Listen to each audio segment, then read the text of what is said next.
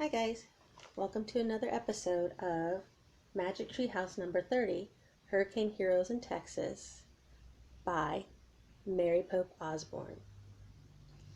When we last read in chapter 4, the floodwaters were rising and Jack and Annie were trying to get back to the treehouse. They couldn't get back to the treehouse, but the woman at the blue house, near where the treehouse was located, waved them on to come to her house. So we're going to start chapter 5. Rose and Lily. Jack and Annie staggered into the house.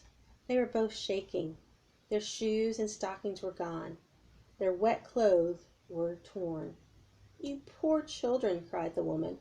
"I was waiting for my husband to arrive. I saw you cling to that tree. Come sit in my parlor. Don't worry about the furniture. Rest. Dry out. You're safe now." Thanks, stammered Annie. "Yeah, thanks," breathed Jack. He and Annie followed the woman from the entrance into a lovely sitting room. He sat down on a sofa and tried to catch their breath. "I'll get you some towels and blankets," the woman said. As she hurried from the parlor, the wind howled and rattled the door. Rain pounded the windows. Jack thought the hurricane sounded like a monster trying to break into the house. He remembered the giant waves attacking the pier, tearing apart the bathhouses. "I still have our necklace," Annie said, panting. Good, said Jack. He had his knapsack, too. Knapsack's a backpack. He looked inside. The Texas book was ruined. Before he could tell Annie, the woman came back carrying towels and 2 quilts. She handed the towels to them, and Jack dried his hands and face and hair. Then the woman wrapped 1 quilt around Jack and 1 around Annie. "My name is Rose," the woman said, sitting down. "You must tell me who you are." "I'm Annie, and he's my brother Jack," said Annie. We're visiting from Pennsylvania. "We just escaped from the waterfront," said Jack. "The waves got super high," said Annie. "So where are your mother and father?" said Rose. They're... Jack didn't know what to say. "They're at the Tremont House Hotel," Annie said quickly. "I know they're safe." "Oh, but they must be so worried about you," said Rose. "I wish they knew you were safe and sound with me." A baby started crying upstairs. "That's my daughter. I'll be right back," said Rose. She hurried up the stairs. "Rose is so nice," Annie said, "and she's really strong. She pulled us both in." "Right," said Jack. He was relieved to be in Rose's nice house. But he was worried about the others still out in the storm. "We have to help more people," he said. "I know," said Annie. "We'll just rest here for a minute and figure out what to do." Rose came into the room with a baby in her arms. "Lily, meet Jack and Annie," she said. Lily looked like she was about a year old. "Hi, Lily," said Jack and Annie together. Lily stared at them with huge brown eyes. She had dark curly hair and rosy cheeks. "She's so cute," said Annie. "The howling wind scared her," said Rose, as she sat down with the baby. "So, what did you see out there?" "Huge waves," said Jack with a sigh. "They covered everything. The streets got flooded fast. Everyone was trying to escape." "Oh my," said Rose. "My husband, Lucas, should never have gone to work this morning. I told him." "Where does he work?" asked Annie.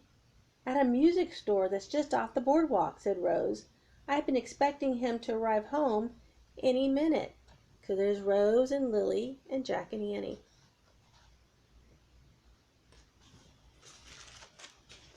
Rose stood up and walked to the window and looked out. "The water's getting high," she murmured. "Lucas better hurry." Jack felt bad for her. He remembered the waves destroying the boardwalk. The wind shrieked, thunder rumbled. Lily let out a wail. There, baby, don't cry," said Rose, gently rocking Lily in her arms. "Think of this as a big adventure." A gust of wind shook the house. Lily kept crying. "Hush, baby, hush. Papa will be home soon," said Rose. She started singing to Lily. "Hush, little baby, don't say a word. Papa's gonna buy you a mockingbird. If that mockingbird don't sing, Papa's gonna buy you a diamond ring. Lily stopped crying and looked at Rose. Papa, she whimpered. He's not here now, darling, but he'll be home soon, said Rose. She turned to Annie and Jack. Lucas sings that song to her all the time. Rose looked out the window again. He would do anything to keep Lily and me safe. I don't understand why he hasn't come home yet. What can we do for you? asked Jack. You helped us, said Annie. We'd like to help you. Oh, you're both so kind and brave, said Rose. You sound like true Texans. She took a deep breath. I'm certain Lucas is fine. He's got to be fine. I'm certain he's fine too, said Annie. Suddenly, a huge blast of wind blew open the front door. Jack and Annie leapt up from the sofa. They rushed to the door and tried to push it closed. The wind pushed back. Jack felt water wash over his bare feet. He looked down. Sea water was streaming through the open door. Jack, look out, yelled Annie. The wind ripped the door off its hinges. Jack and Annie jumped out of the way as the door crashed to the floor. Seawater began pouring into the house. That's the end of chapter 4. We're going to have to find out what happens. Sorry, that's the end of chapter 5. We're going to find out what happens at the end of chapter 6. Bye.